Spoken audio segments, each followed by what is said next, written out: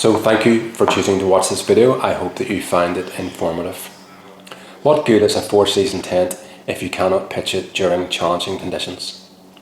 I try to bring you some content on this channel that is a little bit different, and very few other YouTubers or in fact tent manufacturers actually show you pitching their tents in harsh conditions, apart from the manufacturer of this tent. Now the conditions that we're talking about, it is British summertime, it's full mountain conditions, and the winds that we're pitching in is 44 miles per hour, consistent winds actually measured at the tent. Finally, a big thank you to Gary for allowing me to film him actually doing this, and without further ado, I hope you enjoy the video. So here we've got the poles already assembled, and Gary has just secured the peg and pole bag just to his rucksack. And his pegs are in his pocket, really just to be close at hand when he needs them next. And we are setting this tent up, or Gary is setting a tent up vestibule into the wind, because that is the tent's strongest position, and it's recommended by the manufacturer. So the tent really is getting securely pegged out at the bottom. At the windward end first, and then now just at the sort of leeward end. And Gary is now just threading the pole sleeves, or the poles into the pole sleeves.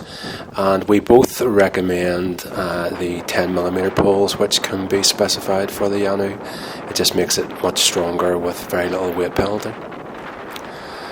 So the two longer poles now are pretty much sorted out and secured by making sure that they're properly seated in the pole sleeves. And this is now just the front pole. And that will be all the poles pretty much ready to go. And now it's really just a matter of clipping the tent from the ground up. And again, this is done sort of on the windward side, first of all. And Gary is sort of keeping as low as he possibly can in the wind. It's just an easier position from which to work.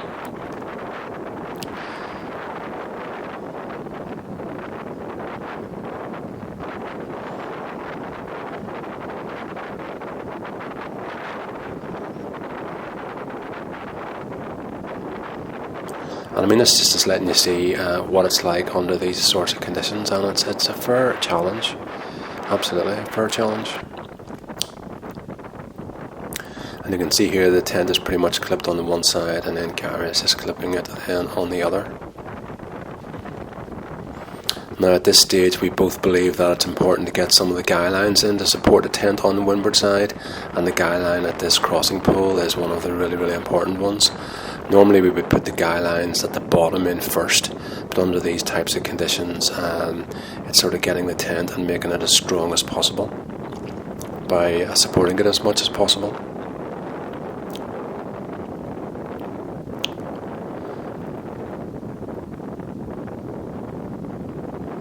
So Gary has now wrapped the guy line around the two crossing points, or the crossing point at the front two poles.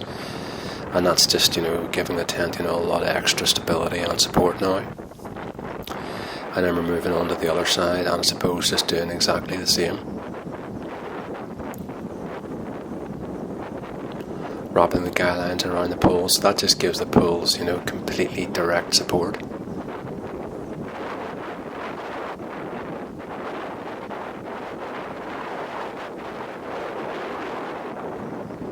And you can see this is the handiness of having the pegs in your pocket ready to go.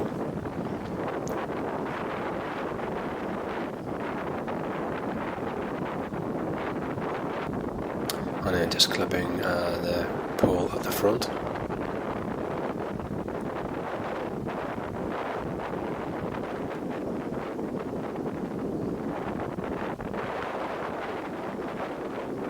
You can see Gary just kind of moves around the tent quickly. I mean, it's not a race to do this, but it's just trying to do it quickly, and efficiently to limit our time exposed to the high winds.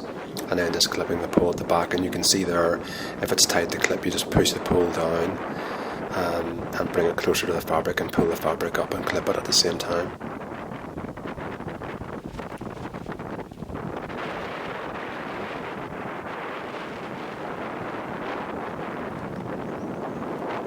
And then just a bit of retensioning here on the front strap, just to make sure that the tent is maintaining its aerodynamic position. And Gary now is actually adding a peg to the front to double peg it just to make sure that it is completely secure.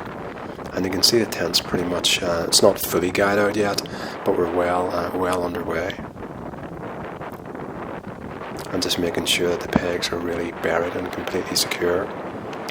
And now just bringing the hood on and then just clipping it, the vent cover. You can see quite a lot of guy lines here still to be attached, but the tent, is already very, very stable.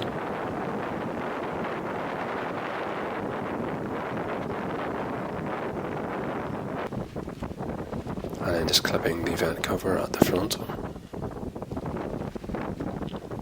And then we're going to just wrap this guy line around the pole and then retension the other supporting guy, just so that they're both kind of equalised.